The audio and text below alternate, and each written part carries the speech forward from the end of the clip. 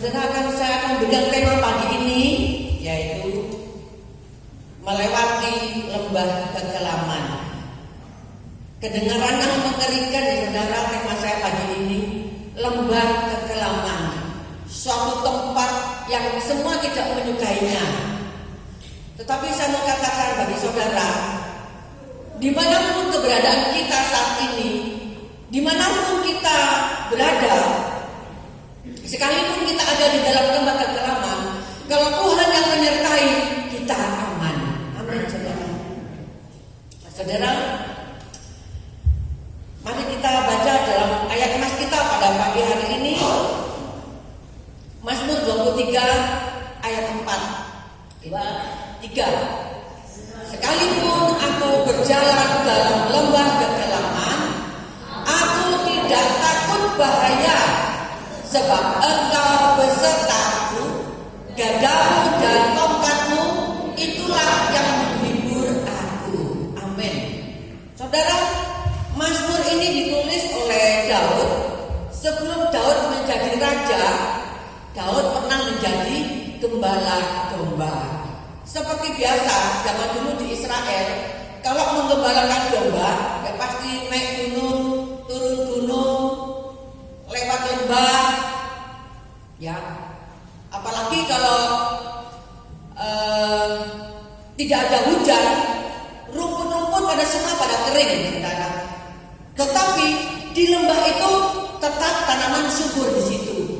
Mau tidak mau, seorang gembala harus membawa dombanya, meskipun di lembah yang sangat menakutkan, dia akan bawa domba-dombanya ke tempat lembah-lembah yang dalam. Meskipun itu sangat berbahaya, tetapi inilah pengalaman Daud yang Daud tuang di dalam Mazmur 23 ini. Nah, saudara, di dalam perjalanan hidup ini, ya, lembah kekelaman itu digambarkan suatu masa-masa sukar, masa-masa yang penuh dengan pergumulan, hidup pergumulan, atau dengan kata lain, suatu proses hidup. Setiap kita pasti pernah mengalami suatu lembah kekelaman. Ya. Kita mungkin sudah mengalami, atau kan bahkan sekarang kita sedang mengalami lembah kekelaman itu. Daud mengalami lembah kekelaman. Rasul Paulus juga mengalami lembah kekelaman. Mereka menjalani masa-masa sukar dalam kehidupannya. Bahkan orang saleh pun seperti Ayub juga mengalami lembah kekelaman. Karena di dalam Mazmur 11 ayat 5a mengatakan, Tuhan menguji orang benar dan orang fasik. Ya, Tuhan menguji masuk dalam lembah kekelaman, baik itu orang benar maupun orang fasik. Tidak pandang bulu. Setiap kita pasti pernah mengalami masuk dalam lembah kekelaman. Namanya menjalani hidup ini, ya saudara. Meskipun kita disertai Tuhan, tetapi kan tidak selalu jalan itu mulus.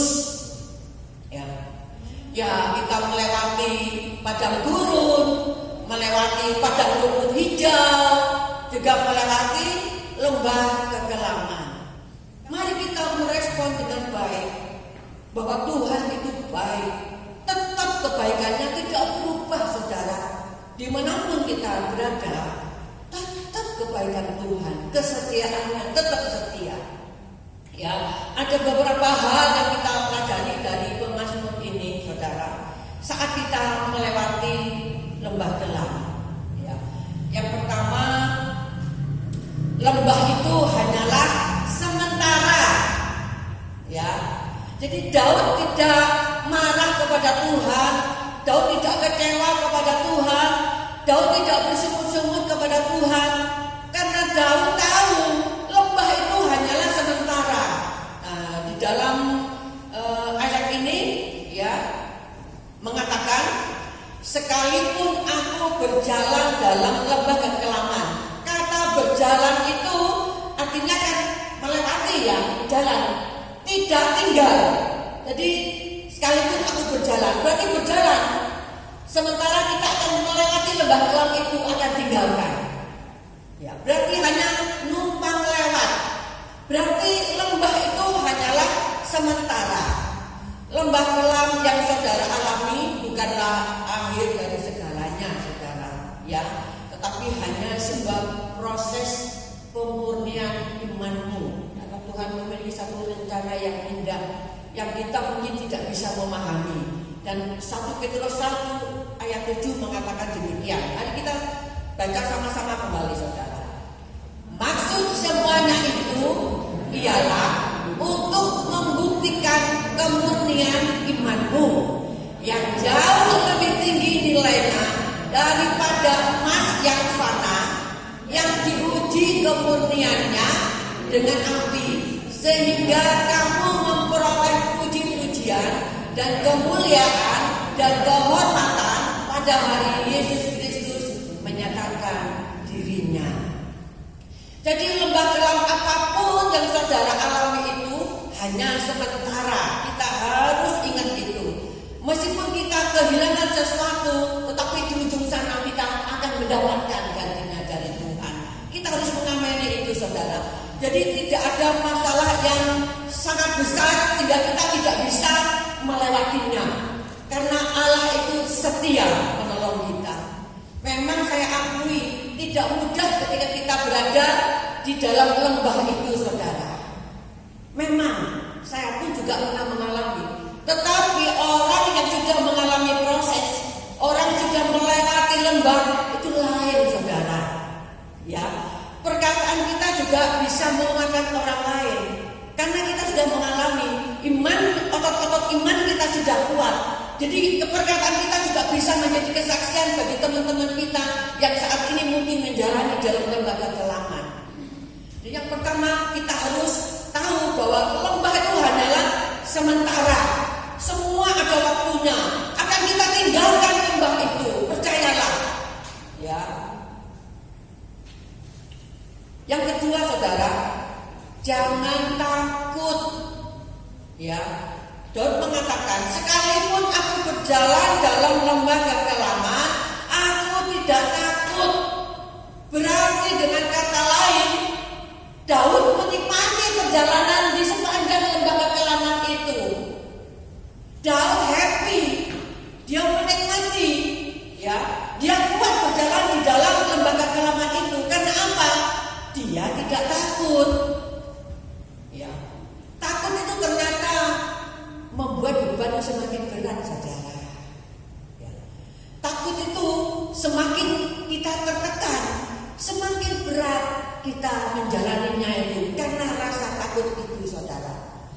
Takut itu juga bisa melemahkan iman kita, seolah-olah Tuhan tidak mampu melakukan segala sesuatu. Memang tidak mudah melewati, ya, lembah kekelaman. Perasaan takut itu datang dengan sendirinya. Tetapi kita harus bisa menghalau rasa takut itu. Jangan takut. Jangan takut. Kita mengalihkan pandang kita kepada Tuhan. Sama seperti kita dengarkan ketika Daud berhadapan dengan Goliat. Ya, secara manusia berhadapan dengan lawan yang begitu tinggi besar, gagah perkasa, peralatan perangnya lengkap, tembok, memakai ketopong, badannya besar, sedangkan Daud kecil, memandang lawannya begitu besar.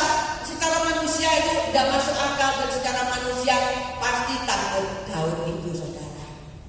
Dan Daud tahu bagaimana dia mengalihkan pandangannya.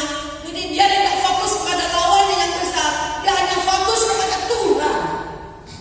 Yang Tuhan yang dia sembah, yang dia layani, bahwa Allah Israel, Allah yang memiliki kemenangan yang luar biasa. Jadi Daud hanya fokus kepada Tuhan yang sanggup menolong dia.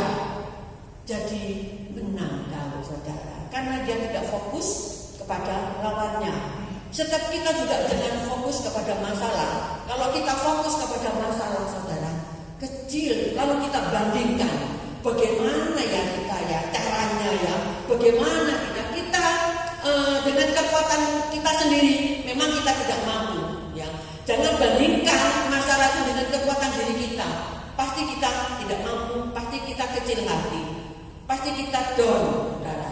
tetapi bandingkan dengan kuasa Allah yang jauh lebih besar dari masalah kita.